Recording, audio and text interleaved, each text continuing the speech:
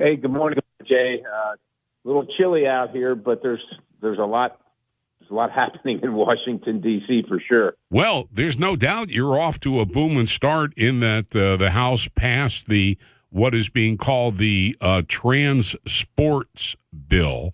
So, you want to start by talking about it?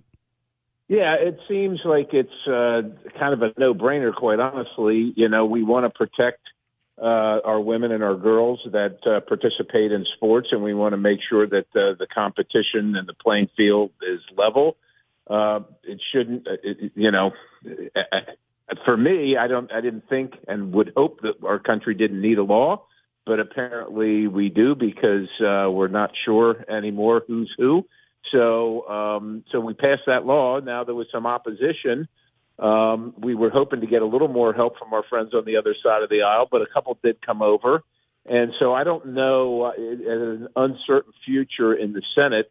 We did a little better with the Lake and Riley Act, another one, which is in my opinion, a no-brainer. We can't have our ladies or our young girls preyed on by people that come here illegally and flout the law and be sent back over and over again, violent criminals. But I think we got 34 or something of our friends on the other side of the aisle, but I think that has a little better chance in the Senate. But the point is we're moving things. We don't even have the new president yet, but these will, unless President Biden signs these laws, they'll be sitting on the desk of President Trump, at least some of them, when he shows up. And of course, we want to hit the ground running. We want we want things ready to go when he gets here. We don't want him to be sitting around. You know what that's like. So, and of course, look, we've got a lot of work to do on other things like the tax package and the border, and we're working through that stuff right now as well. Well, I do have a question that's, I guess, a parliamentary question. If the House passes a bill and then the Senate were to pass the bill right away and it went to Biden, theoretically, he could veto the bill. He could indeed. He could indeed veto the bill, and then we'd have to go through the same exercise again. And I suspect that, a lot of times there are bills that I want to see passed here, and people say, well, they wouldn't make it through the Senate, so we're not going to spend calendar time, time of the legislature and the House to do it.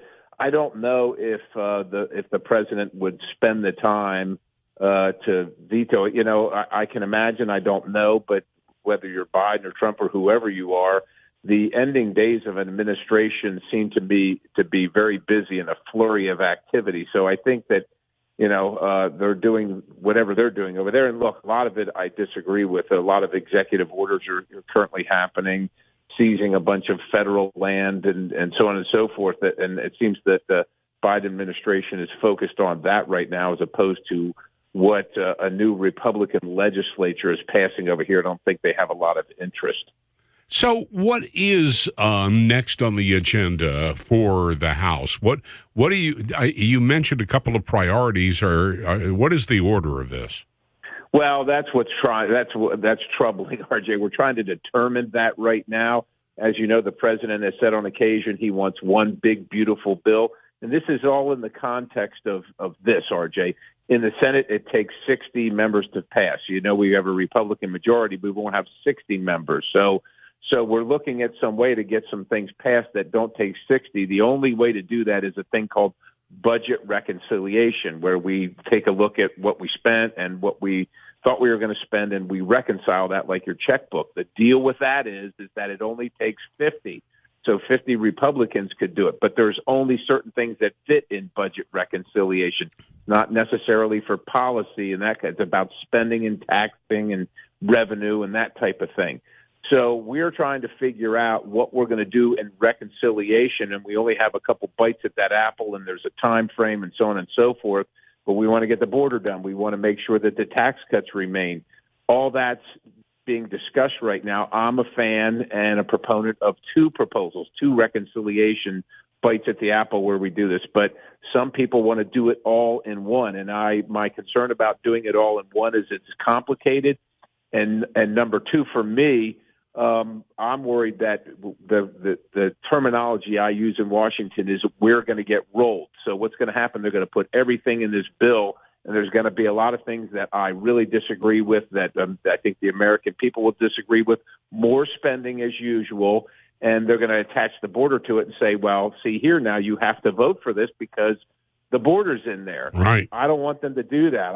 Let's do things clean. Let's keep it simple. Let's keep it tight. Let's put a few things together. Let's pay for it, right? Let's not add more to the debt. Let's fix the border. Let's fix energy. Let's fix some of the economy. And let's get a win right out of the gate here in the first month and a half instead of working on this for literally half a year into the summer, into the fall before we actually move this bill. That's where it's headed right now. I'm trying to advocate for a two-phase process where we get the border taken care of. We do some economy stuff, some energy stuff, which also relates to the economy. Let's get rid of some things. I'll give you an example. People say, well, what are you talking about specifically? The EV mandate at the federal level is worth $110 billion.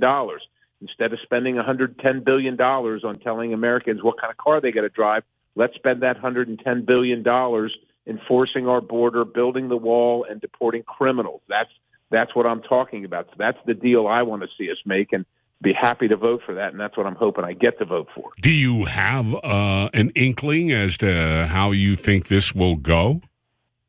Well, right now I'm worried, like I said, that we're going to get rolled here, and they're going to do one big thing and put all kinds of crap in it as usual, because the swamp, RJ, even though Donald Trump is 5 days away or whatever from being inaugurated, the swamp hasn't left, and they want their stuff. And as always, when the train gets rolling and they say, well, if you want to fix the border, this is what we want in return. We're trying to separate that. But the swamp right now seems to be heading in that direction, and we're trying to make sure we don't do that again. Well, all I know is this. Holly always picks out classic rock music for you. And today she played I Won't Back Down, which I thought was perfect because you never do. And I admire that. I'm glad that you stick to your what you believe in. And that's why, by the way, I voted for you when you were reelected. So thank you for that. Well, thank you. Well, thank you. And I love a little Tom Petty in the morning. So we're not going to back down here. We've got to save this country, RJ. But we've got to work with our colleagues, too. And there's different opinions. But we should all be on the same page about saving our country and not bankrupting our country. I got up on Monday and thought it was the 20th for a moment, and I was really happy. So I just hope that Biden doesn't do too many more crazy things before we get there. Well, me too, but we'll just have to endure that and see what we can undo starting the 20th if it's bad. Can executive orders be undone? Yes, they can. There's a thing called the CRA, a Congressional Review Act, but there's a time limit. The closer he does them towards leaving, the easier it is for us to do those CRAs.